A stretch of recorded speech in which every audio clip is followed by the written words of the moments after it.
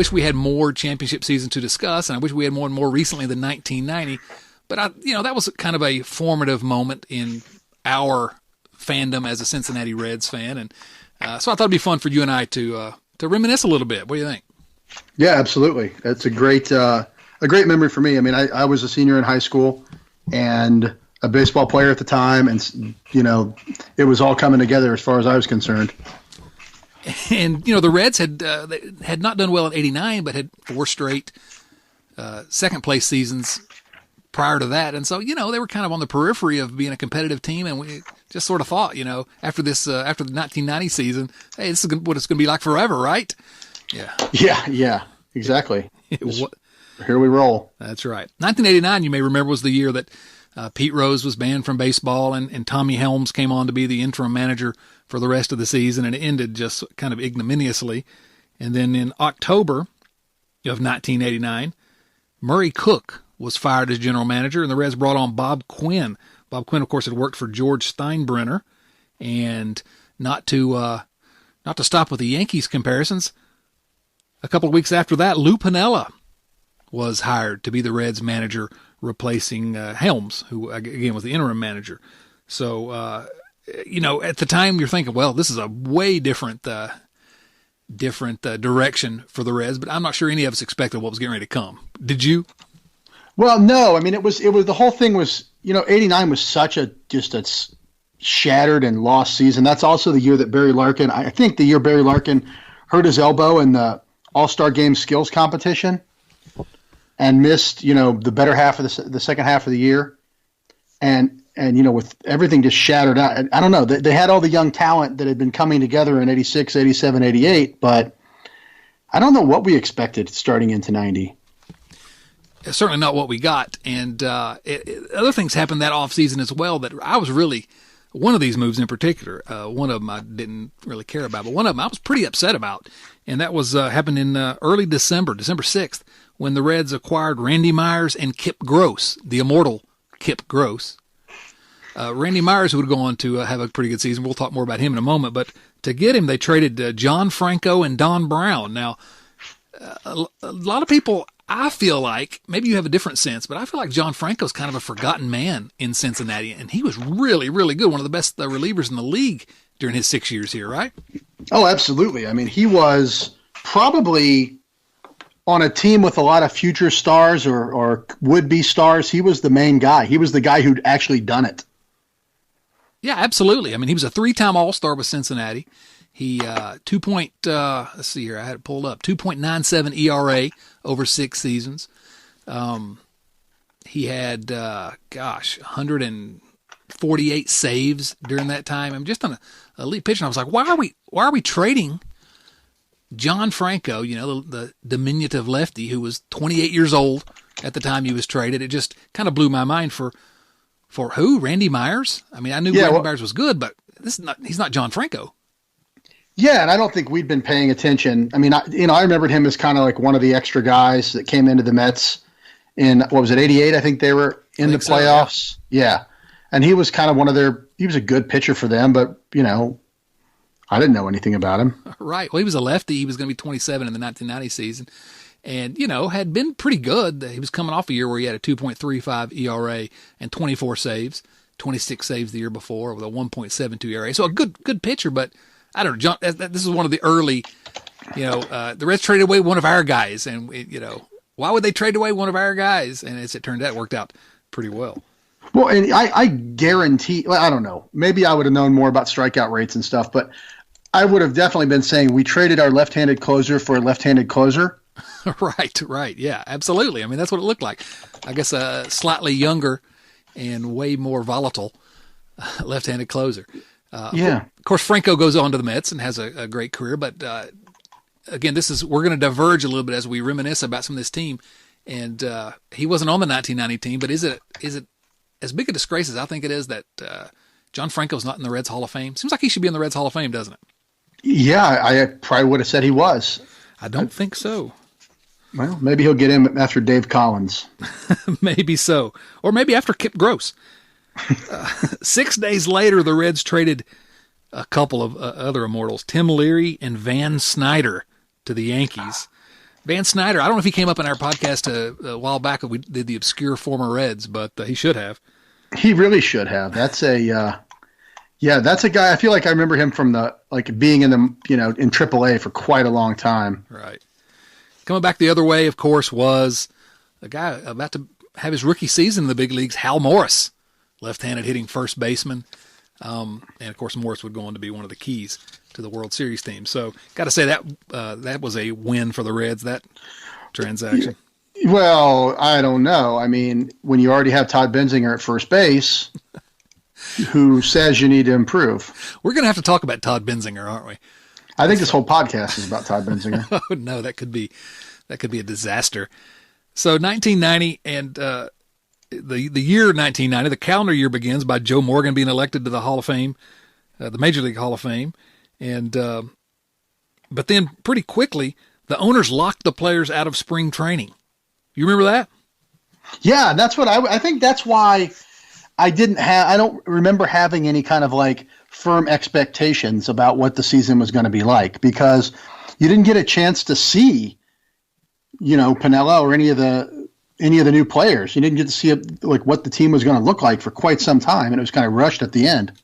It was. I mean, the lockout, and again, it's because of a lack of progress during negotiations for a new collective bargaining agreement, but it wasn't resolved until March 18th.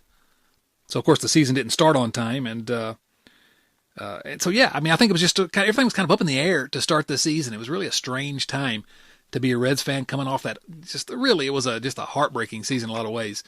And then for this to happen. So that's why the start was such a surprise and so pleasant. Now, in the meantime, they had to push back opening day, obviously, which meant the Reds had to start on the road. We'll talk about that in a second. But in the meantime, the Reds made another transaction on April 3rd that ended up paying huge dividends down the stretch.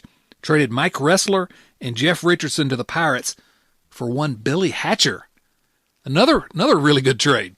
Yeah, wow, that's a great pickup. Yeah, and that close to the beginning of the season. I mean, it was just a guy that ended up being, one of the stars of the playoff run. So the opening game was not until April 9th, and the Reds opened on the road for the first time since 1966. Maybe we should have known that something like that was going to happen, and so something special was ahead of us, I guess. Maybe? Could be. Reds won that game 8-4 in 11 innings over the Astros in Houston. So, 1-0. Undefeated. A chance to go 162-0, we were saying. That's right. And then we said that for a few more days. If Twitter were around back then, we always make those dumb jokes at the beginning of every year, except for this year when the Reds started the season 0-40. Or approximately, we make those dumb jokes. Can't win them all if you don't win the first one. Yeah. Man, I would have been insufferable for, 2 weeks with this team. So, I still don't remember at that time. And I'm like you, I was in high school, so we were teenagers at the time, and huge Reds fans. I was certainly following every day, but I don't remember, and again, this is a long time ago, so I just don't remember being particularly excited about Reds baseball at that point. And of course, you're in high school, you got other things you're more interested in, I suppose, but I was a geek, so I was still really, really into Reds baseball, but one win wasn't going to do it. The next game, the Reds scored 7 runs in the 9th inning. No, not the next game, but later in that week. 7 runs in the 9th inning to beat the Braves, 13-6. That was on Easter Sunday. And then finally had their first home game. 2-1 win over the Padres before a crowd of 38,384. That's a classic Marge Schott. It was a Tuesday night. I looked it up. And Marge Schott changed it to a 2:30 start just so they could have all their opening day festivities. Now, did you have that day off? Did you go to opening day? No, I think I was probably playing a baseball game that afternoon. I mean, this is I think that's why I don't remember any of this in the first month, because that was the prime of high school baseball season. And I was struggling to hit myself. Yeah, by that time, our high school coach had made a convincing case that I should go out for the tennis team. And so I was in the middle of my tennis season. He made it's the same guy that was my government teacher and convinced me to go to law school. Because we used to argue all the time. I couldn't argue him off the position that I had no business being on the baseball team. That's all I wanted to do. So yeah, Marge Schott. You have any thoughts about Marge Schott? Well, it's I've repressed them all. I know. I think you and I had a conversation when we were writing the book, The Big 50, The Men and Moments That Made the Cincinnati Reds, about how to treat Marge Schott in that book. Mm-hmm. And I think we ultimately decided not to. I think you're right. Yeah, we tried to avoid the topic as much as possible, I think. I mean, she's obviously an important part of the team's history, but if you're trying to tribute a tribute to the franchise and the best of the best, well, that's not her. So, yeah, she was. I was embarrassed by her. I was embarrassed for her, and I, even at that age, could tell she was not a nice, cuddly grandma who said weird things. She was just kind of a warped person, I think. Yeah, I don't know that I knew that at this point. I think that it wasn't until after the season, the Eric Davis episode that we'll talk about, that I really realized we got a problem here. And then, of course, we'd found out much more. I'm not sure at that point that I really knew. I thought she was sort of a harmless old lady who liked to rub her dog's hair on Lou Pinella's chest, and was just, I don't know, harmless, I guess, at that point. And of course, we didn't have 24/7 coverage like we have these days, so we would have found out a lot earlier, I guess. But I don't know. At that time, the stuff about Shotzi, that dog, and I was all like, oh, it's kind of embarrassing, make you cringe a little bit, but harmless. Yeah, nowadays Marge would have been canceled. She would have been canceled. As a matter of fact, that might have been the best thing for everyone involved. I'm not for the cancel culture, but yikes, she would not survive. And of course, she didn't even back then. Eventually, her act wore thin. Now, April 18th, I thought this was a fun story, and we're going through. There's this book, Red Leg Journal. And if you've not read Red Leg Journal, well, it's a huge book, but it's year by year and day by day with the Cincinnati Reds since 1866. Our buddy Greg Rhodes, along with John Snyder. I don't think it's still in print. The last I remember, they had several copies at the Reds Hall of Fame and Museum gift shop. Are there any other books worth purchasing at that gift shop?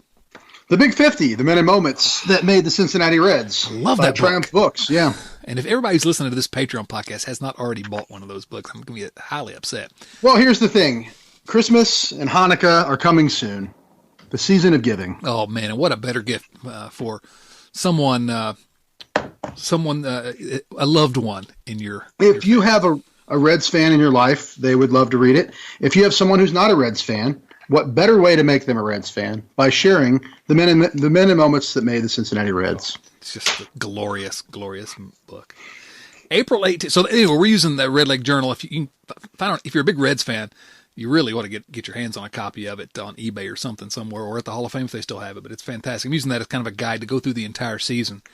And I like this little note that they have here that on April 18th, San Diego's manager, one Jack McKeon, objected to Rob Dibble's uniform shirt during the seventh inning of an 11-7 Reds win at Riverfront Stadium. Do you remember how Dibble used to cut the sleeves of his uniform? Yeah. They just had him flopping around. Right. It was a distraction to the hitters, said McKeon, playing his mind games as usual. But what I didn't remember was that Dibble pitched the last 2 1/3 innings of shutout relief for that game wearing pitching coach Stan Williams' number 35 uniform. There you go. That's great. So, and little we know that Jack McKeon will become a kind of beloved figure for a little while in Cincinnati. So, April 21st, the Reds are 9-0, and they had to be in first place, right? I would imagine that's the best in the division. Ah, yes, they were 4 games up after 9 games in the division. That's pretty impressive. 8-1 victory over the Braves. So, best start in club history. 1980 team had started 8-0. One of those what might have been teams in 1980. Well, it's a great story about that day. And I'm also looking at Red Leg Journal, but I'm also looking at the Wire to Wire Reds. Sweet Lou, the Nasty Boys, and the Wild Run to a World Championship by our good friends John Arardi and Joel Luckhaupt. And when they hit 9-0, the players started talking about what they would do when they got to 10-0, 11-0, and how far down the line it would be before they'd have to do something fun. And as it did a few years later, they started talking about shaving heads. And the consensus at the time was that it would take a 15 game winning streak for Lou Piniella to shave his head. But Tom Browning was willing to risk divorce and shave his right. at 10-0. Yeah. Of course, Tom Browning took the loss, first loss of the season that next day in a battle of lefties against young Tom Glavine for Hotlanta. So now there's a note here. And again, I want to use this as an aside for some memories of some of these players, because these players are almost universally special to you and I and those of our generation. But who led the Reds in hitting that April? 409 batting average. I have not looked this up. My guess, Mariano Duncan. Mariano Duncan. Wow. You're right. And he ended up having a really good year. You are right. Yeah, Mariano Duncan. I remember he was really good right when they got him. Yeah. And he ended up the season with a 306 average, 345 on base, 120 OPS plus. He ended up having a pretty good season. I got to correct myself. I guess they got him the season before in the middle of the year. That's right. Yeah. So, he was good in April for the Reds in 1990. So, May 10th, score 8 runs in the 8th inning to break a 2-2 to tie to beat the Pirates in Pittsburgh. Always good to beat the Pirates in Pittsburgh. Anybody get beamed? I don't think anybody got beamed there, but I'm sure Clint Hurdle was upset about something at the time. I don't know what he was doing in 1990, but Clint Hurdle. Clint Hurdle. Yeah. Look up. You be looking up, do some crack research on what Clint Hurdle was doing in 1990. Well, I mentioned that the Pirates are going to feature prominently later in this podcast. Little preview there of the postseason, Chris. Clint Hurdle was managing the Jackson Mets, which I don't know where that is. It's in the Texas League, but I don't know what part of the country it actually is. Jackson, Mississippi, perhaps? I don't know. I guess, but he managed them to a 73-62 record. I wish that you were able to access the numbers of hit batters from his pitching staff. I've got it. Oh, really? Was it 43 hit by pitch? His staff, including a young Pete Shorrock, who led the club with 8 hit by pitch. Well, I'm going to assume that was a lot for that league. Yeah, I don't know. May 13, Joe Oliver drove in 6 runs to lead the Reds to a 13-9 win over the Cubs at Riverfront Stadium. Also, friend of the podcast, Joe Oliver. Thank you very much. I was going to mention that. Yeah, Joe Oliver, of course, he had a 3-run homer and a bases loaded double in that game. He's also going to feature prominently later. What do we think about Joe Oliver's career as a Cincinnati Red? I mean, he never was a hitter. No, I mean, I have nothing but good thoughts about Joe Oliver, primarily because he was on this team. I mean, I think if you go back and try to be analytic about it, I don't know. He was a number 1 pick, right? Oh, I'm not sure he was was he? I don't Second know. Round. Second round, pick, 83, okay. Yeah. And he played here 8 years and was the primary starter for most of that time, I guess. I don't know. He was just kind of a guy that was around, and it was featured prominently in one big moment, and left and came back. I don't know. I had fond memories of Joe Oliver, even though I knew way back then. I didn't really realize it about Todd Benzinger at the time, but about Joe Oliver, I knew the guy couldn't hit. I just assumed he was a good defensive player and a good guy, and that was before he came on the podcast.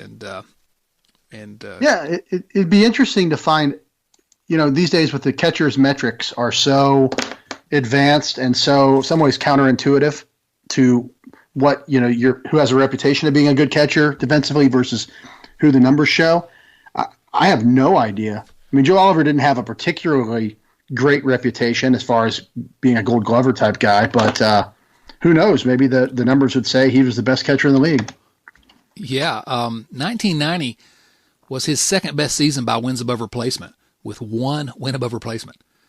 Wow. His best season was 2 years later in 92 with a 1.5 wins above replacement, and never was above 1 again. Well, he got up to 1 in 2000, the year 2000, playing for Seattle.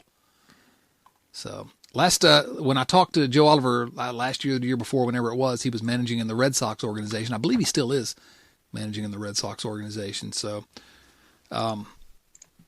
again, more on him in one of maybe the most fun moment of the season before the final pitch. Let's see, what else do we want to talk about? How about June the 3rd? Let's get all the way to June, okay? Tom Browning and Randy Myers combined to beat the Dodgers 2-0 in L.A. That win at the time, on June the 3rd, gave the Reds a 33-12 record and already a 10-game lead in the National League Western Division. And at that time, we're all thinking, everyone's excited at that point, 10-game lead already? They're going to end up running away with this thing. And that was kind of the high water mark right there. Do you remember, as we start to get into it, how that slog felt the rest of the season? I just remember. Yeah, I remember it being a lot of, you were never worried that they were going to lose the division. I didn't think, but gosh, I was worried about how they were going to play in the playoffs. Yeah. The Giants got within 3.5 games in August. The Dodgers got within 3.5 in September. So it was never closer than 3.5 the rest of the way. So you really were never really afraid. But we were at a point here where the Reds are 10 games up, 33-12. We're thinking this is one of the best teams in the league.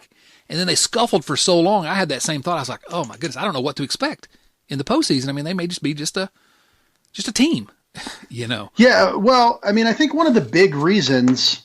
It's a guy who, forgive me if you're already going to get him later, but a guy who turned out to be not important at all, but was really, really dominant for the first 2.5 months of the season was Jack Armstrong. The All-American boy. I mean, he was really pitching well. I mean, he went into the All-Star break with a 2.28 ERA. He'd 11-3 record at the time, too. Yeah, 11-3 record. He'd thrown like 115 innings already. I mean, he was really, pitching well, pitching a lot, and just dominating. And I think that had to be a big part of, how they were playing. And their great record was him just completely just wiping everybody out. I mean, I think they won 2 out of the other 3 games he didn't have a decision in. So, I mean, they only lost 4 games when he was on the field. Think about that pitching staff when during that first half of the season. You had Jose Rio, who was an ace. I mean, he just was one of the best pitchers in the history of the Cincinnati Reds. You had Danny Jackson, who had finished second in the Cy Young voting 2 years before, if you remember losing to Oral Hershiser. You had Tom Browning, who was, Tom Browning, but, a good pitcher. And then you had Jack Armstrong, who was the starter in the All-Star game midway through the season. I mean, that's an awfully good rotation. Who else am I forgetting in that rotation? Those were that might have been the main. Norm Charlton and Norm Charlton started about half the games, and then you had Rick Mailer and Scott Scudder and a couple other guys picking up pieces here. Rick Mailer and Scott Scudder, yes, outstanding. Right, so 4-man rotation. I guess that's what I was forgetting, is that was your 4 primary starters. Yeah, I mean, and Browning, just to go back to him a minute, I mean, in the first half, he had a 2.74 ERA himself and threw just a ton of innings too. He threw 125 innings. So those guys, they had a great bullpen, but they didn't have to lean on them that heavily.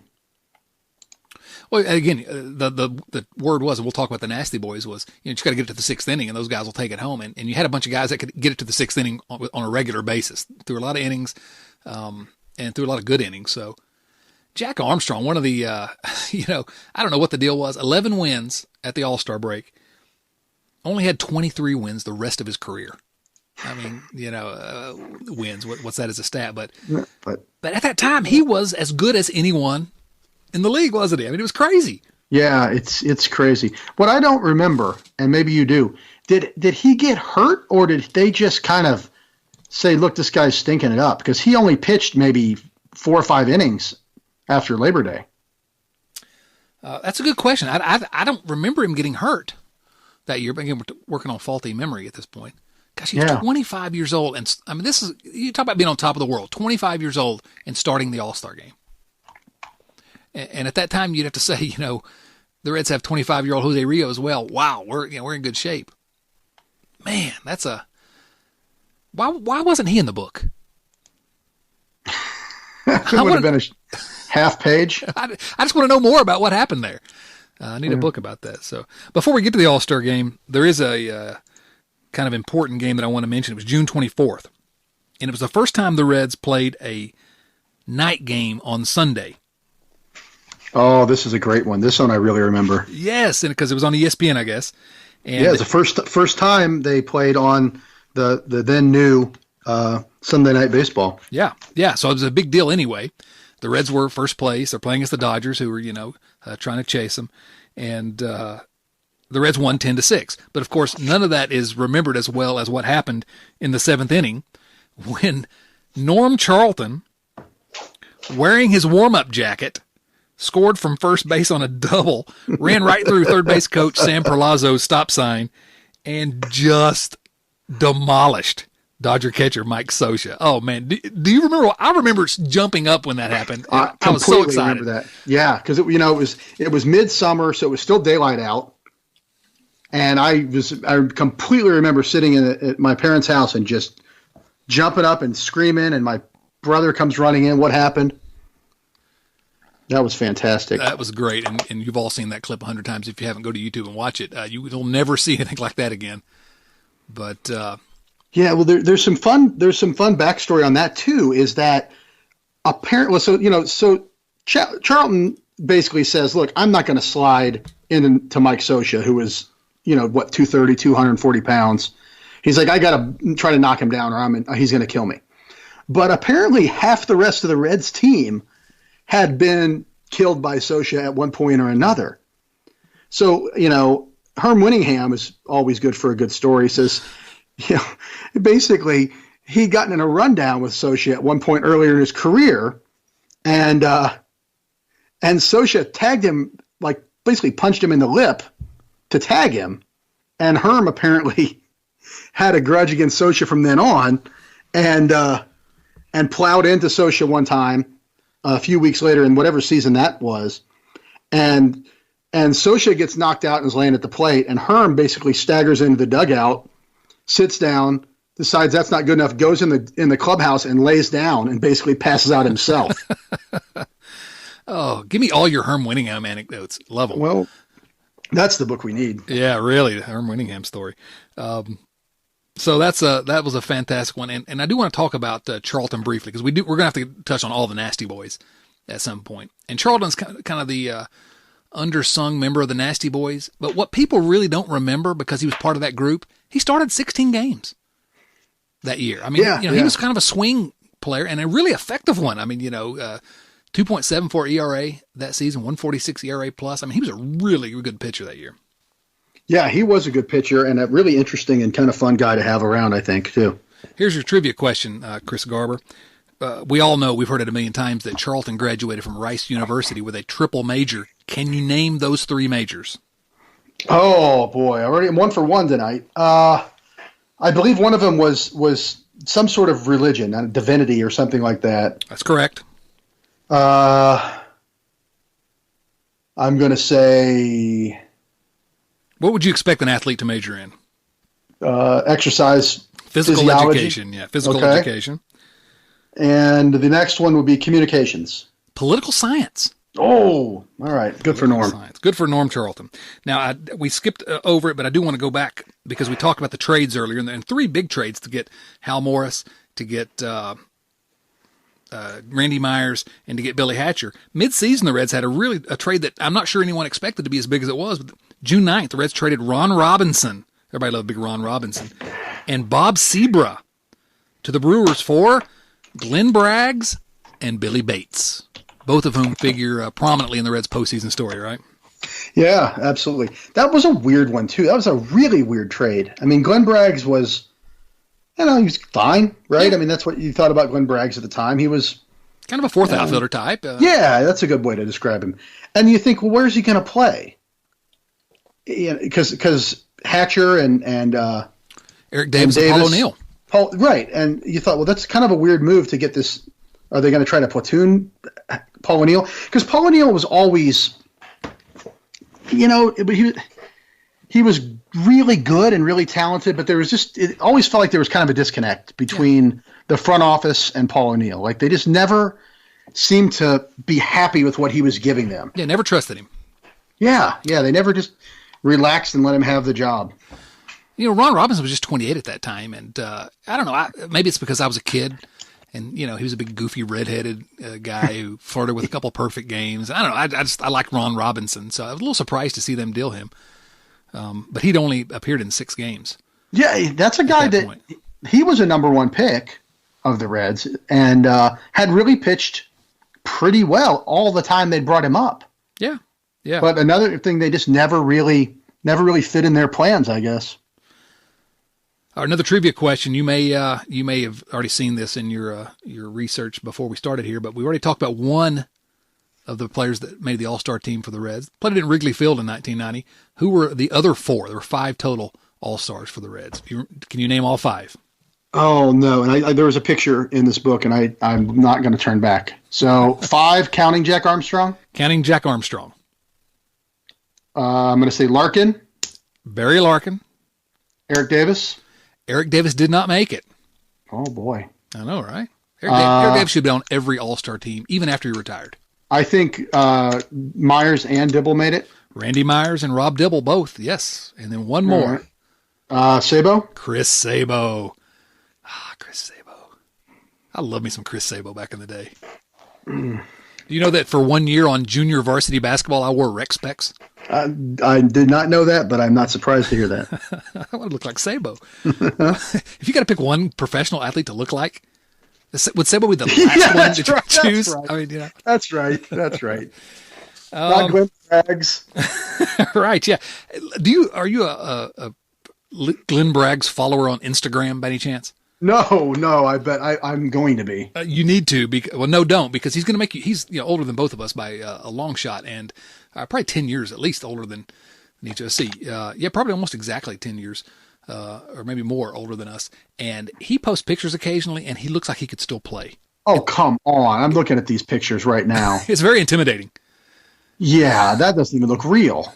No, maybe it's not. Maybe it's Photoshop.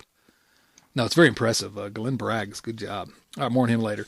Into the second half, the Reds begin that kind of long, slow slog to the postseason. Eric Davis hit a 6th-inning grand slam off Zane Smith, the immortal lefty Zane Smith, on July 16th to win a game against the Expos at Riverfront Stadium. I need to look back. I may have been at that game. Because the Zane Smith game? The Zane Smith, Eric Davis grand slam game, because what I remember of it is before the game, they're playing the Montreal Expos. Do you know which country Montreal is currently located in? Canada. And in front of me were, at the time, 3 of the drunkest college students I'd ever seen in my life. And they sang the Canadian national anthem with such vigor. It was frankly inspiring. And I've never forgotten it to this day. So that's what I think it might have been that game. It was sometime that season.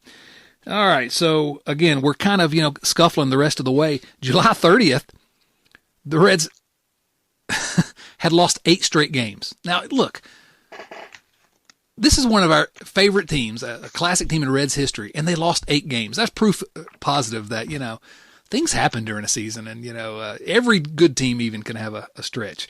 But to try to change the team's luck during that 8-game losing streak, Ron Oster shaved his head and tried to persuade other teammates to join him. And no one would join him. And the joke ended up being on Oster. It never grew back. Oh, boy. That's when they went. That was when they went to West Coast, right? Yes. And you know the bit of trivia about that road trip, right? I'm not sure I do.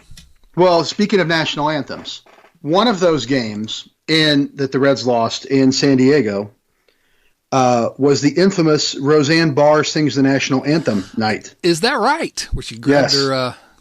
She grabbed her bars and spit on the ground. Oh man, yeah. And Marty Brenneman's reaction was to say she ought to be put into jail. That seems like an overreaction. Yeah. I mean, it's uncouth, but come on. Yeah. Incarceration. It seems, well, you would know. I don't know. Yeah, at the time I probably would have agreed with him, so it's fortunate that they didn't give me a robe until many years later. Yeah, they off she goes. When Ron Oster shaved his head, they just come off losing 3 to the Padres, 4 straight to the Giants, 2 of which were walk-off losses. Yikes. And then had lost to the Dodgers. But see, the joke there though was it worked. They beat the Dodgers the next day and broke the losing streak. Yeah, there you go. This is strange. And I'm just looking at the schedule and the results for the Reds on 1990 Reds on Baseball Reference, and so they lost 3 to the Padres, 3 out of 4, but they lost the last 3 of that series. They lost 4 to the Giants. They lost 1 to the Dodgers, then beat the Dodgers the next day, and then lost on Wednesday at the Padres. Or they beat the Padres the next day at San Diego, and came home and lost 3 to the Padres at Riverfront. That's weird. A 1-game series. Must have been a makeup game. Must have been. It says there's a little note here. It was a makeup game because of the strike. They were making up some of those strike games. Oh, interesting. So they went to San Diego, to San Francisco, to L.A., back to San Diego for 1, and then both teams flew to Cincinnati. Yeah. I didn't remember that. August 8th, big day. Pete Rose checked into minimum security prison. That's right. Marion, Illinois. Conviction for income tax evasion. Can I tell you a little story? Just today in the mail at my home, I received a Pete Rose jersey. Really? Do you want to know more? Please. Yeah, there's got to be more to that story. I have a 92-year-old grandmother. She was born the year of the Murderers Row Yankees. She is wonderful. And she, a little Italian lady, Tumalo was her maiden name.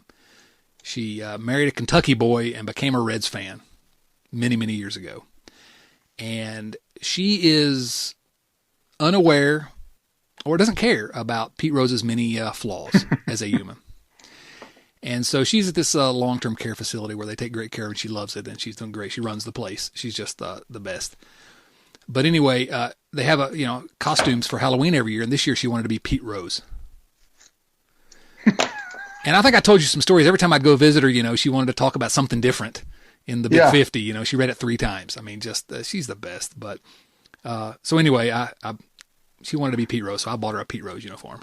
So this is great. Yeah, so there are going to be some pictures of this 92-year-old lady wearing a Pete Rose jersey and one of my son's old, uniform pants. It's going to be stirrups. We got some stirrups. It's going to be great. Oh, that's going to be great. Fantastic. So anyway, mid-August, your guy Herm Winningham, yes, tied a modern Major League record with 3 triples in a win over the Cardinals.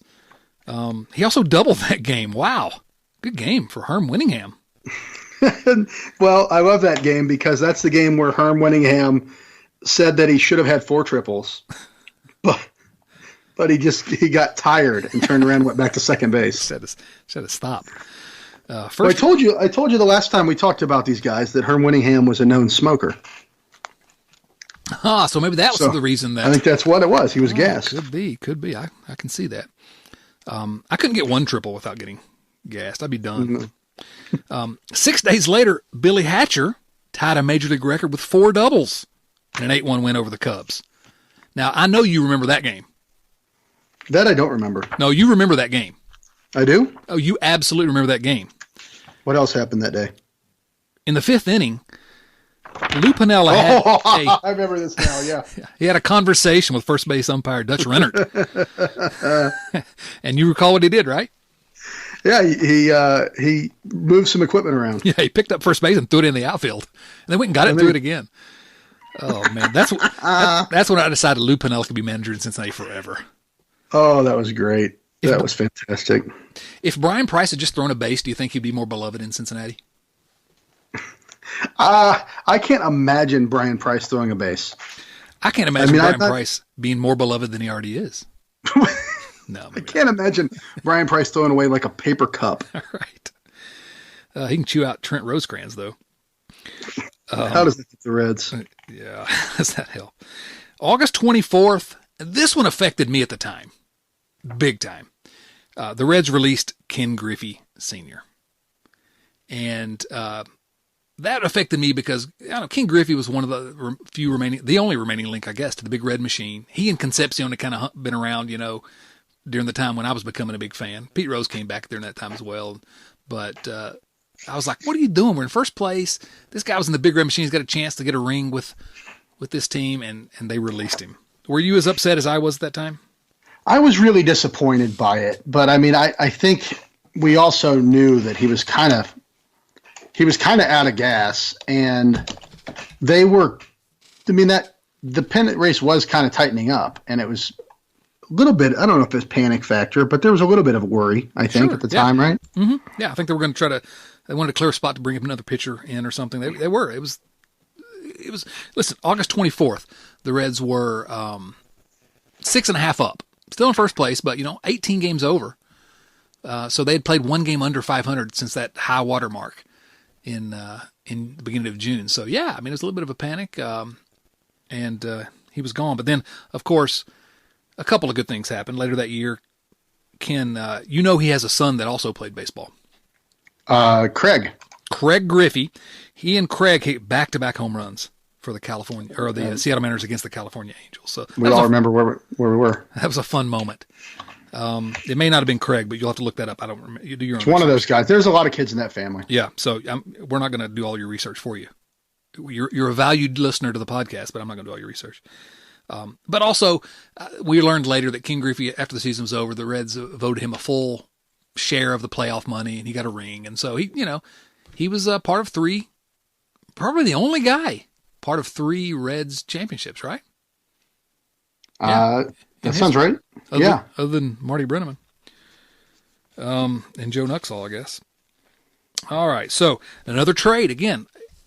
Lots of key trades. August 31st, this would have been a trade deadline deal. The Reds traded, listen to this group, Butch Henry, Keith Kaiser, and Terry McGriff to the Astros for hometown boy Bill Doran. It was a good trade. That one I was really excited about. Yeah. I mean, Doran was a good player. He was a good player, and, that was when it was the National League West, so we'd seen him a lot over several years. But yeah, I mean, we're like, he'd hadn't been great the last couple of years before that, but still, he was having a good year that year. Oh, and he'd had some really good seasons. I mean, he was a legit, upper level, maybe not a superstar, but a top level second baseman, and came to the Reds and got 16 hits in his first 27 at bats. Would you believe that Bill Doran was never an all-star? I would not believe that. That surprises me. How's it possible?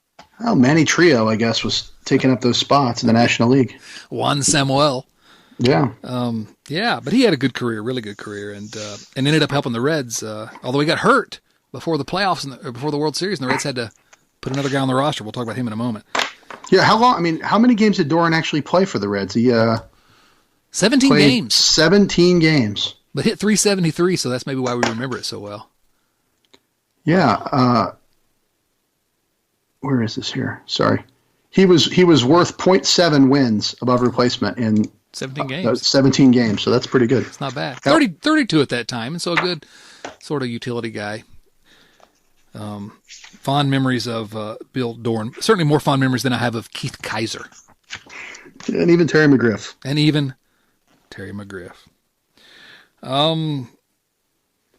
September 8th, Randy Myers struck out 6 straight batters. September 13th, Barry Larkin hit a 2-run homer in the 9th inning to beat the Astros. And here's my favorite note from this Red Leg Journal book. September 18th, while on a promotional tour to plug his latest movie, Tom Selleck visits the Reds Riverfront Stadium clubhouse. Wow, Magnum PI. That's exciting. Yeah. It was Chris Welsh. Was Chris Welsh and his mustache in attendance at that game? Man, that would have been too much mustache for one game. Stash off. I don't think there's such a thing, but if there were, that'd be the day to do it. September 18, 1990. And September 29th, the Reds lost 3-1 to the Padres. But the Dodgers lost to the Giants. Still fun. It was still fun because there was a big rain delay and the Dodgers lost, and so the Reds clinched the National League Western Division.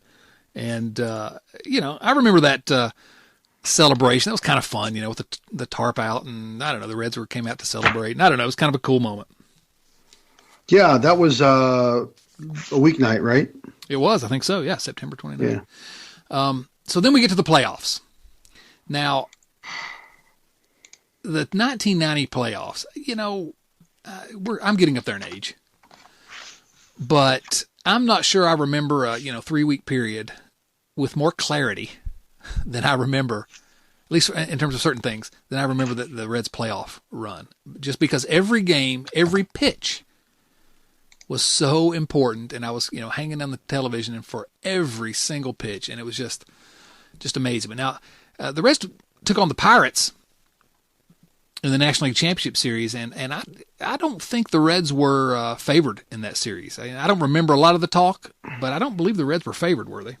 It was probably close to being a toss-up, I think. Yeah, because the Pirates had obviously a couple really great players and a couple good pitchers, and the Reds probably had a little bit better pitching overall, I would say. Yeah, I mean the Reds. That was kind of the story, I guess. The Pirates had Barry Bonds and Bobby Bonilla and Andy Van Slyke. That's the primary offensive weapons. Doug Drabek. Did Doug Drabek win the Cy Young Award that year? I think he did. And so they had him. They had former Red Ted Power. Ted Power, future Red John Smiley. Yeah, they had also acquired again Zane Smith.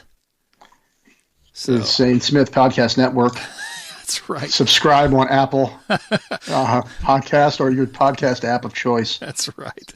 Yikes. So the first game of that series, of course, the Reds lost 4-3. Bob Walk, not a good name for a pitcher, but Bob Walk got the win in that game for the Pirates. And I remember thinking, I distinctly remember thinking, the Reds stumbled their way to the finish line. They lost game 1, and we're in trouble. I mean, I didn't give up because there's a long way to go, but I fully expected the Reds to lose the series. I mean, I just did. Did you have a similar? Well, I was worried. This is a really vivid time in my memory too, and it's a busy time, right? Because I'm a senior in high school. You and I graduated at the same time, right? I think so. Yes.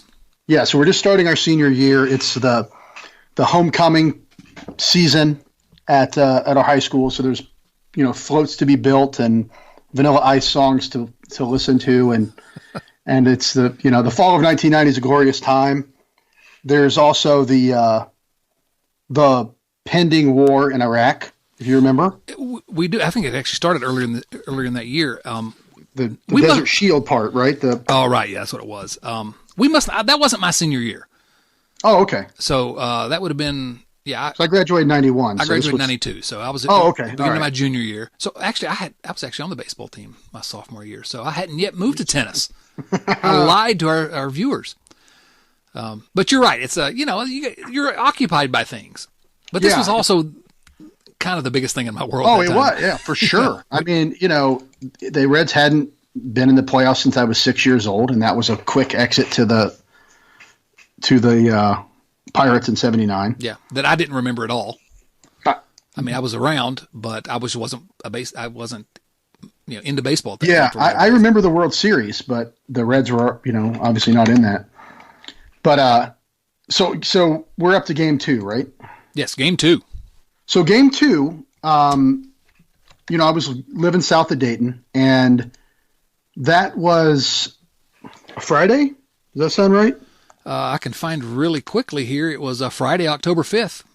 So that's a Friday, and start time 3:15. Yep. So we had no school that day either, and I don't know why our school kept having days off. But what kind of a school system did you attend? Good schools. So here's the deal. The night before, they announced that there are certain tickets that were the story was they were allotted to other National League teams and had been returned to the Reds. So a certain number of tickets are being made available for Friday afternoon's game at 10 a.m. at the stadium. $25 a piece.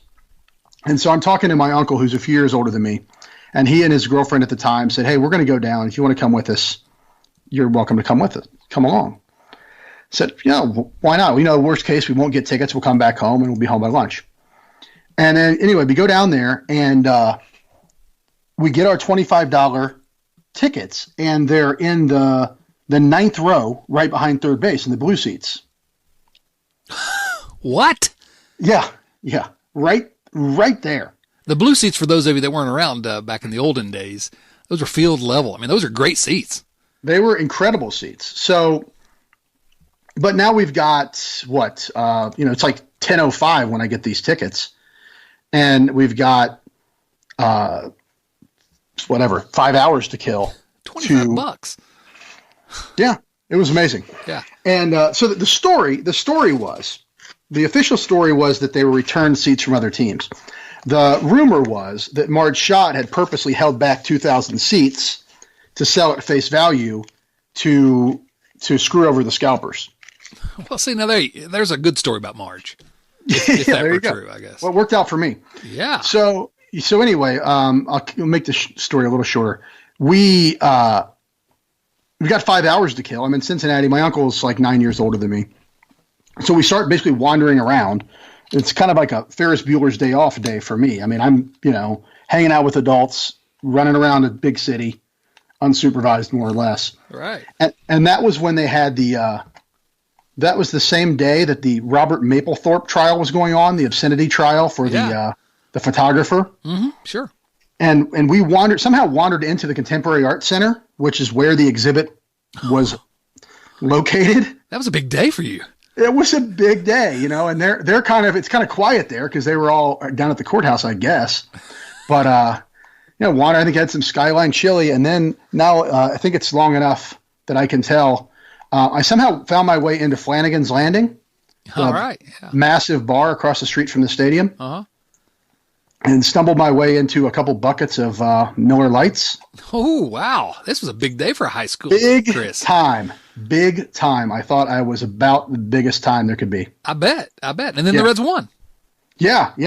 We and that's the game with the greatest play of that game was the Paul O'Neill throw. Oh, man, that throw.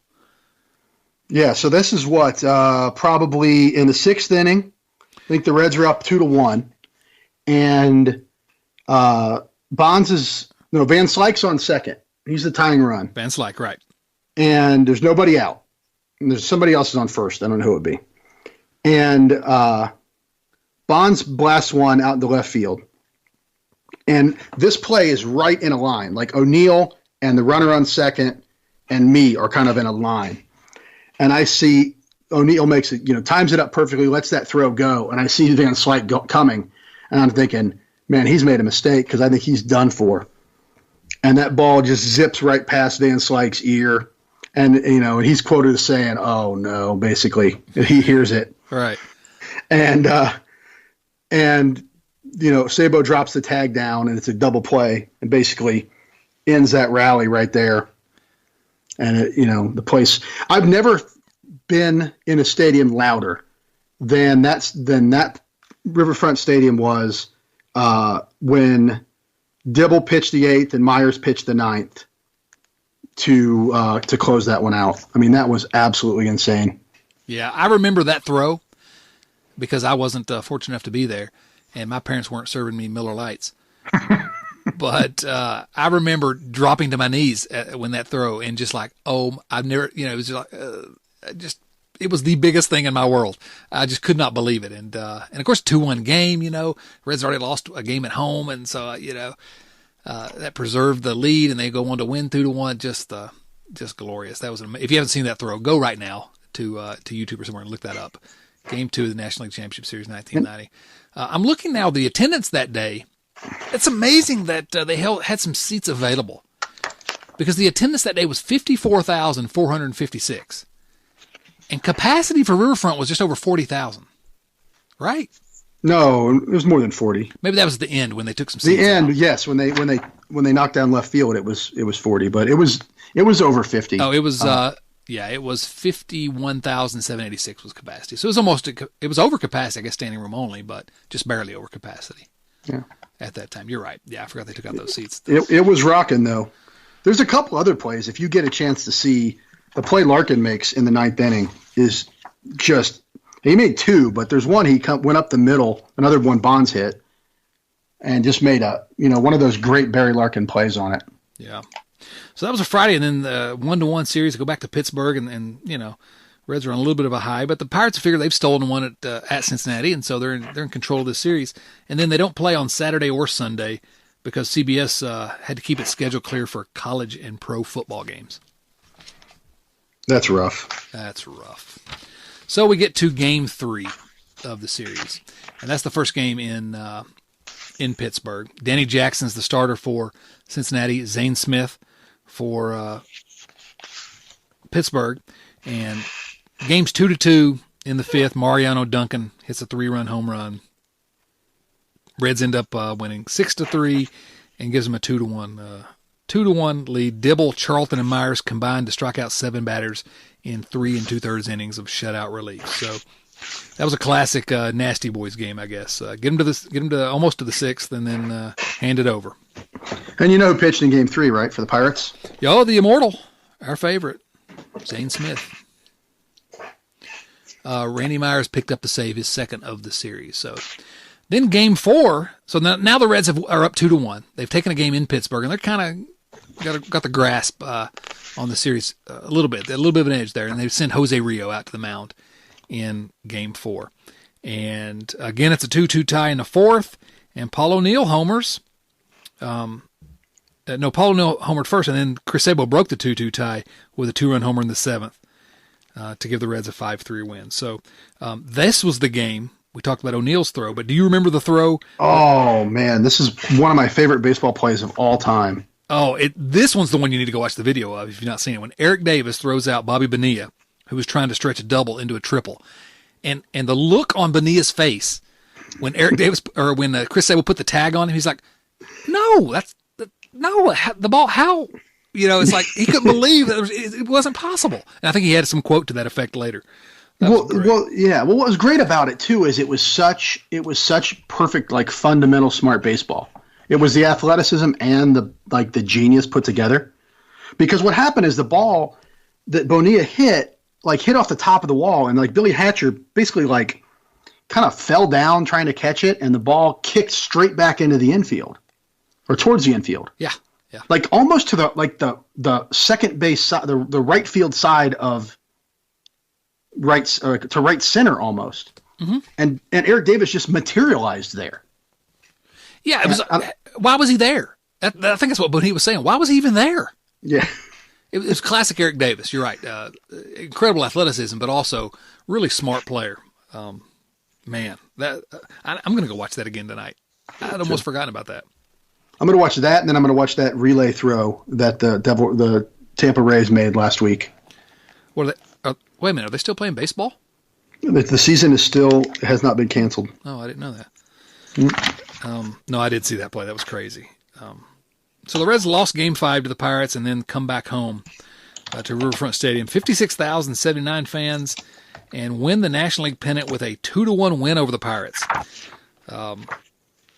So this is a game where Paul O'Neill was hitting .471 in the National Championship Series, but Lou Piniella lifted him for Luis Quinones, who's going to feature later as well. Yeah, we'll talk about him in a moment. But Quinones got the single to drive in the go-ahead run. But my favorite play on that one, again, another defensive play, was the aforementioned Glenn Braggs. Remember that play when he went up and robbed Carmelo Martinez of that home run? And that was late in the game. I think it was in the ninth. And so that was a great play, secured the victory, and the Reds were going to the World Series. Now, the Reds made the World Series. At that point, what were you thinking? Teenage Chris. I'm thinking this is awesome, but they got to play the Athletics. Exactly. And that's what all my friends who were like, oh, come on, at least the ones that weren't Reds fans already were like, come on, the A's are is their third straight World Series. The Bash brothers, Canseco and McGuire. You're going to get destroyed. The A's during the regular season, had won. How many games had they won in the regular season? I guess I need to look that up. I thought I had it here. But the Reds, just no 103. 103. There you go. And the Reds won wins. 91. So really almost no one gave the Reds any chance whatsoever, did they? No, I mean, it was no shot. Let's hope we don't embarrass ourselves. Yeah. Should mention that Randy Myers and Rob Dibble won the National League Championship Series MVP award, co-MVPs, cementing the Nasty Boys forever in Reds lore. So, okay, so let's set this World Series. Now, you didn't have any wild semi-adult nights during that World Series that I don't know about, did you? Not nearly as exciting as the trip to Cincinnati. So, 1990 World Series, Game 1's on October 16th. And it's in Cincinnati, and so the place, you know, the whole town is just nuts at this point. Everyone kind of knows that the Reds are heavily favored to lose, I guess. Big time underdogs. But, you know, it's a World Series back in Cincinnati for the first time in a long time. And so, you know, first time since 76. So it's a fun time. But we're all kind of, maybe I'm speaking for two people that I shouldn't be speaking for, but I know in my own mind, I was kind of like, oh, this is really cool, but yeah, probably not. You know, I mean, this is such a good team.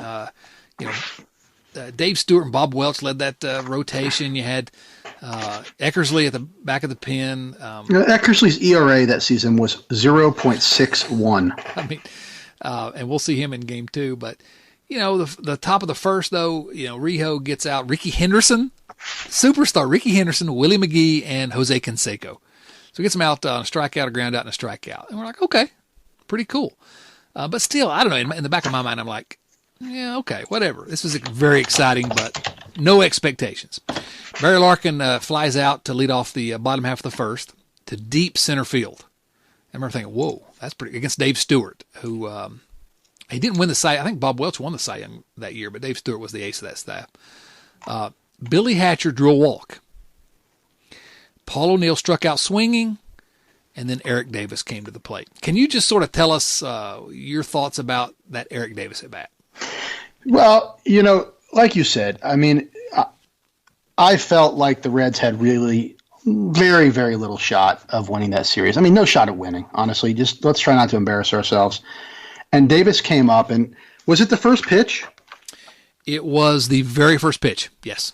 Yeah, and he just hits an absolute laser home run. Line drive off Stewart, straight away center, just a little bit to left center. And immediately, I think myself and every other Reds fan thought, we can win this. These guys are mortal. They're human after all. I mean, it was the only thing I could compare it to, and this at the time, I didn't think about it before, but was Buster Douglas knocking out Mike Tyson, which was, you know, February of that same year. Yeah. And, you know, you had this inhuman, unstoppable force and a patsy up against him and, you know, knocked him out. And that's really how that home run felt, at least to me. Yeah, I've often wondered how much of that is just in retrospect. We all say that. But I really do. I feel like I remember anyway thinking, oh, my goodness. You know, that's the first time that I literally thought they could actually win this, you know. We got to play these games. And you wonder how much of that went through the Reds dugout as well. There's been some discussion of that. But I don't know. Eric Davis, our big guy, versus Dave Stewart, their big guy, and our guy won. And it's a 2-0 lead, and then the Reds go on to win 7-0. And Billy Hatcher, 3 for 3, 2 doubles, a single, and that walk we talked about, and that broke Oakland's 10-game postseason winning streak. I mean, you know, they were the defending champs. I don't know. I think that you can't really. I don't think you can overstate what that one swing meant to that team. And man, I love reliving it every chance I get. Now, Game 2. This was the most fun game of the series, I guess, other than maybe the clinching game.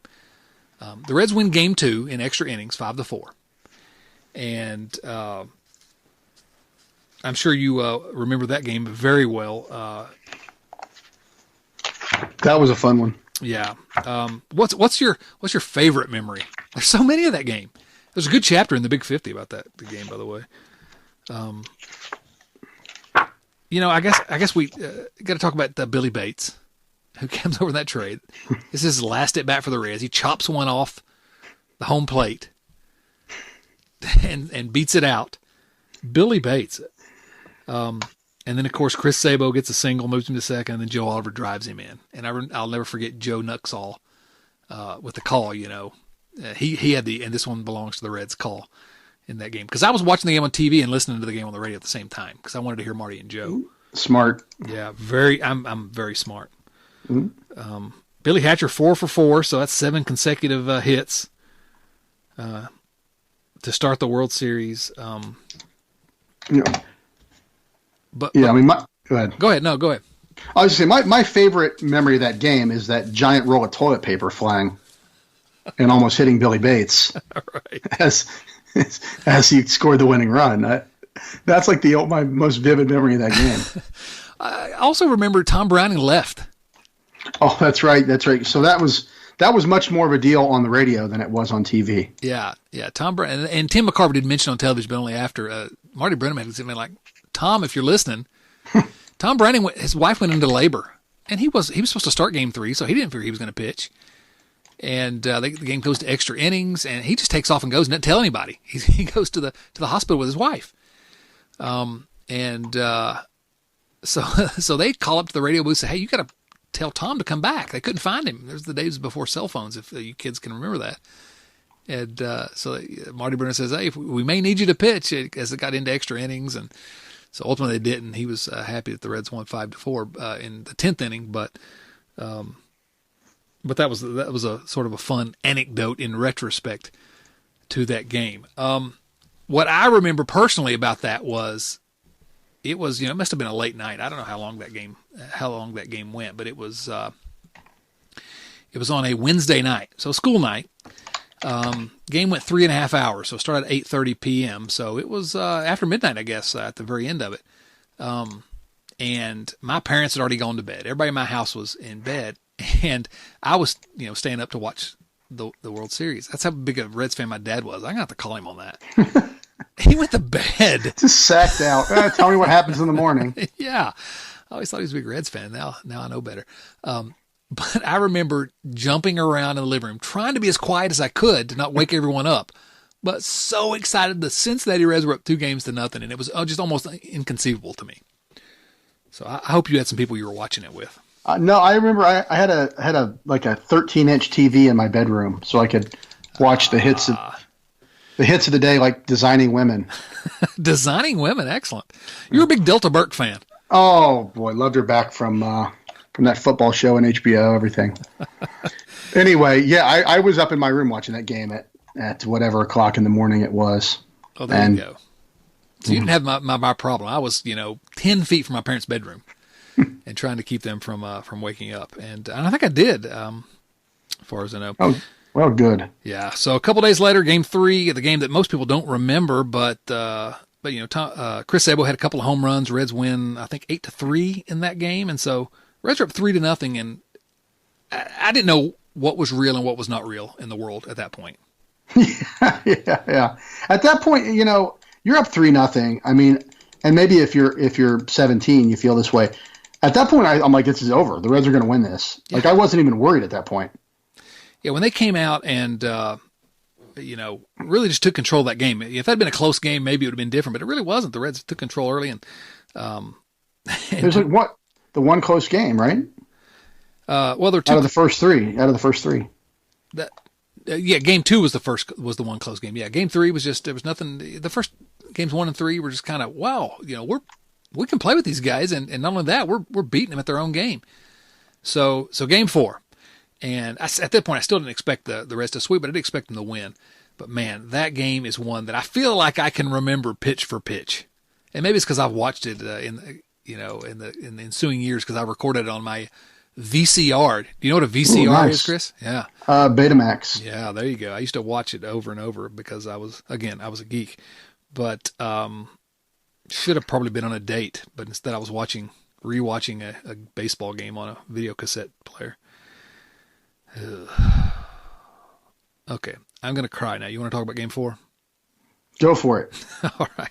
So seriously, it was, the A's scored early, and then in the first inning there, I think they scored in the first inning, the A's did, and then the Reds had those 2 injuries in the first. Now, you remember Billy Hatcher got hit by a pitch, and he stayed in the game, but then came out of the game later. And then Eric Davis made that sliding, well, it wasn't a sliding catch. He dropped it and had to throw it back into the infield. Looked like a sliding catch, but lacerated his kidney. Both those injuries, I mean, they were really a big deal, obviously. But at the time we didn't get it because Hatcher stayed in the game for a while, played a couple more innings, and you think, oh, well, you don't think he's got a broken hand. And then with Eric, obviously, like you don't look at a guy and say, well, he clearly lacerated his kidney on that play. Right, but he was in pain, down for a while. But but he got hurt a lot. He ran into stuff all the time. Right. And got hurt all the time. So you kind of just figured, all right, Eric's shaken up, tape up his ribs, and he'll be back at it for Game 5 if we have to. Yeah. At the time we didn't realize that we probably don't have Eric Davis and Billy Hatcher the rest of the series if it goes any further. So things could have gotten precarious, even though the Reds were up 3-0 if they didn't win that game. And they almost didn't, I guess they were down 1-0 until the 8th inning. And then Larkin singled. Herm Winningham placed that.